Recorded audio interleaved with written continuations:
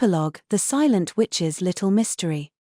It was a clear winter day, and the practice grounds for Serendia Academy's Magic Battle Club were being used for a magical duel. The combatants were Cyril Ashley, Vice President of the Student Council, and Byron Garrett, President of the Magic Battle Club. Despite it being a holiday, a good number of students had shown up to watch. Entertainment was hard to come by in this closed-off school, so an official magic duel was a bit of a show for them. The Student Council, starting with Felix, was part of the crowd. They'd come to cheer Cyril on. "Lord Cyril, do your best, please. Hey, VP, you got this." The rowdy voice next to Monica belonged to Glenn. He wasn't on the Student Council, but there he was, in one of the front row seats reserved for the council members, rooting for Cyril. Next to him was Neil, who was making a record of the magic battle. Claudia was leaning against him. She evidently didn't care enough to support her elder brother. Her gaze was fixed squarely on Neil. 5 minutes had already passed since the start of the duel. At first, they felt each other out with weaker spells, probing for opportunities. But in a drawn-out fight, Cyril would have the advantage thanks to his quicker mana regeneration. Byron probably knew that. So after putting a bit more space between them, he went on the offensive. He tried to set up a surprise attack by creating flaming arrows with remote magecraft. But Cyril realized from the length of his opponent's incantation that he was using a remote formula. He quickly protected himself from the arrows with a wall of ice.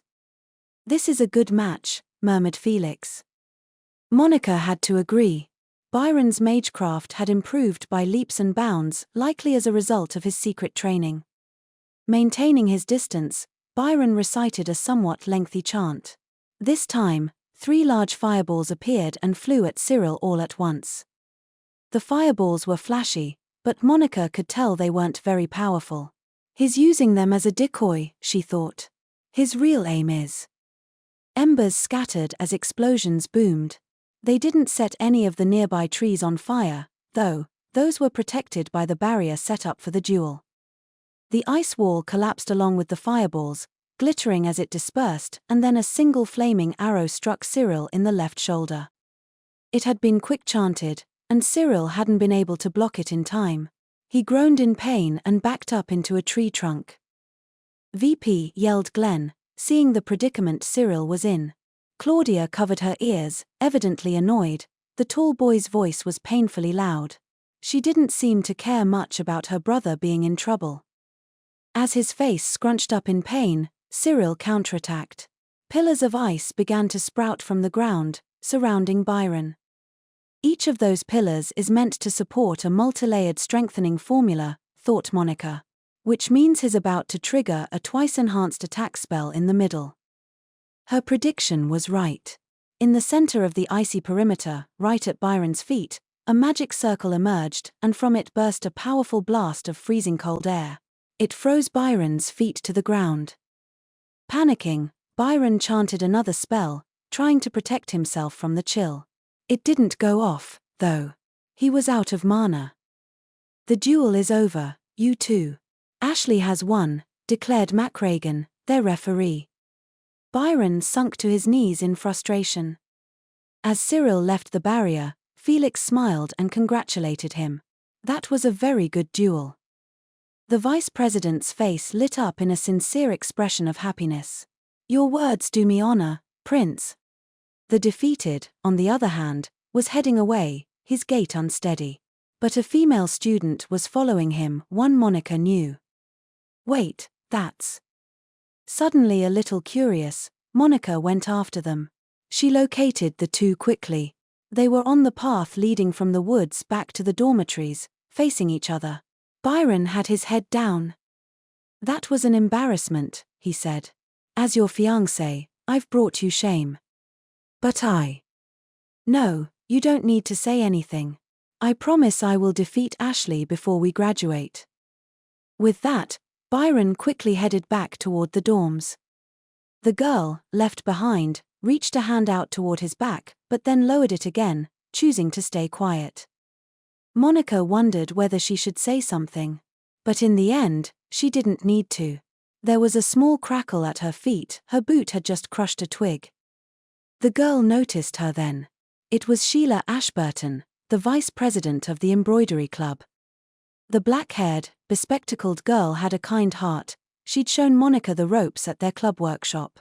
Sheila watched Monica, knowing the girl wanted to say something. Fidgeting with her fingers, Monica spoke. "Are you, his fiancé?" "I suppose I am. Though, well, you know. Our parents set it up," she said simply, not criticizing Monica for spying on them. Monica decided to go for it and ask the question that had been on her mind. She doubted she'd get another chance. "The lily of the valley embroidery on Lord Garrett's handkerchief. Did you make that for him?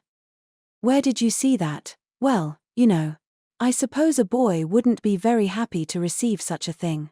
Her flat tone had a whiff of self-deprecation to it. Suddenly, Monica raised her voice. "Lord Garrett said it was very important to him." Sheila widened her eyes slightly behind her glasses. Her expression was more astonished than happy. Monica thought back to Byron's handkerchief. The lilies of the valley had been embroidered very neatly, and when you turned it over, you could clearly see blue threads. A hidden message, based on that charm that said if you wrote a love letter in blue ink, your love would be returned. He didn't seem to notice the blue thread, though. Are you okay not telling him?" "I'm more surprised that you noticed at all, Miss Norton. You're like, well, you know, like a detective," said Sheila, smiling wryly. Her eyes were no longer on Monica, they now gazed longingly after Byron. "I'm not very good at choosing the right words," she said. "I keep saying well, you know and all. I've always been like this. I can never find the right way to express my feelings." Her voice was soft, marked by a lack of confidence. Her expression, which made her always seem off in her own little world, was now twisted in servility. "Someone asked me once, during an embroidery club workshop, what my type was. I really admire Lord Byron for how hard he works. Yes, I suppose I should have simply said that. But I got embarrassed all of a sudden, and so." Sheila clasped her fingers in front of her. "So on a whim, I said that I liked people like Lord Ashley, because he and Lord Byron are both hard workers."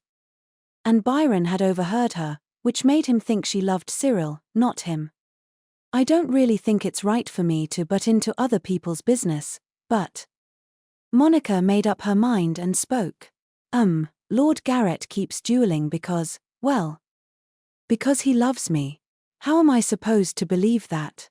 I'm sure he's just, well, you know. He feels his pride as my fiancé has been slighted." Monica could tell Sheila had little confidence in herself. That was why she couldn't simply express her feelings. What if she caused him more trouble? What if it made him like her less? The anxiety had her trapped, and in the end, she'd never say what she wanted to. Monica was very familiar with that feeling. "Was that the reason for the blue thread?" Monica asked. "Yes, well, you know. It was supposed to show my love for him. I know how roundabout it is. Maybe somewhere deep down I'm okay if he doesn't understand it." "Would you really be okay with that?" wondered Monica. She didn't understand love or romance, but she definitely knew how hard it could be to express your feelings. Even just saying thank you took courage. But she also knew how happy it could make you feel when you did convey something like gratitude or goodwill. "But I don't think it would be right to push my way of thinking on her." Monica fell silent, unsure of what to say. Seeming to remember something, Sheila said, "Oh, Miss Detective. I wanted to ask you about something." She took a card out of her pocket. It was a Shelgria card. There was a small hole in the upper right corner with an orange ribbon tied to it.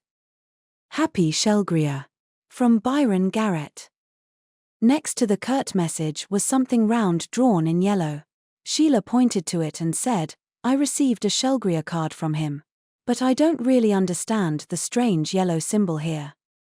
A strange symbol, yes, it did look like that, didn't it? Byron had probably used paint for it. But why get paint out for this? Monica thought back to the card he'd bought. There had been so many, but Byron only had his eyes on one with a flower. The moment she remembered that, everything clicked into place. Oh, and the ribbon. So that was, Monica muttered to herself. Sheila looked at her dubiously. Eyes still fixed on the card, Monica said, I saw Lord Garrett buy this card. But before, it was just a blank white card. He'd been looking at the ones with roses on them, but he hadn't taken any. The stall had been selling cards with red, white, and pink roses, but not yellow ones. Lord Garrett drew this, Monica continued. It's a yellow rose. Also, I think he put this ribbon on, too. But why would he go through all the... It's a floral decoration. Boys gave girls floral decorations, roses tied with ribbons, during the school festival. Elliot said the sender was supposed to choose colors matching his own hair and eyes. Lord Garrett has yellowish blonde hair and a little orange in his eyes. I think that's why he put the yellow rose and orange ribbon there, Monica explained, pointing to the picture that looked like a yellow rose and the orange ribbon tied onto the card. Sheila slowly widened her eyes. She studied the poorly drawn rose on the card. Monica interpreted it as a sort of charm from the sender to give courage. I think Lord Garrett wanted to tell her to be brave, she thought. Now I'm looking forward to the dance at the graduation party, she said. I must strive to express my feelings before then. The dance. Monica tilted her head, confused. She didn't know the flower decoration was a reservation for a dance. Sheila smiled a little, convinced. Then she bowed. Well, thank you for this little bit of courage, Miss Detective. I'm back. Monica returned to her attic room to find Nero on her bed reading. He deftly used his front paw to slip a bookmark between 2 pages, then shut the book. Heya. Welcome back. How was it? I mean the duel or whatever. Bet the chilly guy rolled over the other one like an avalanche. It was a good match, but yes, Lord Cyril won. She took a seat on the bed, then grabbed Nero's front paw as if to shake hands. Nero waved his tail, expecting some new kind of game. But she just smiled and said, Thanks for everything you do, Nero. Sure thing. But what brought this on? I just felt like saying it for some reason. She let go of his paw, then moved to sit at her desk. Nero meowed pleasantly, then flopped over on the bed. I mean, I am pretty great. Only right that you should thank me. And keep it coming. Write me a song, literally sing my praises. The title can be Nero, the coolest of them all. What are you writing? A Shelgria card.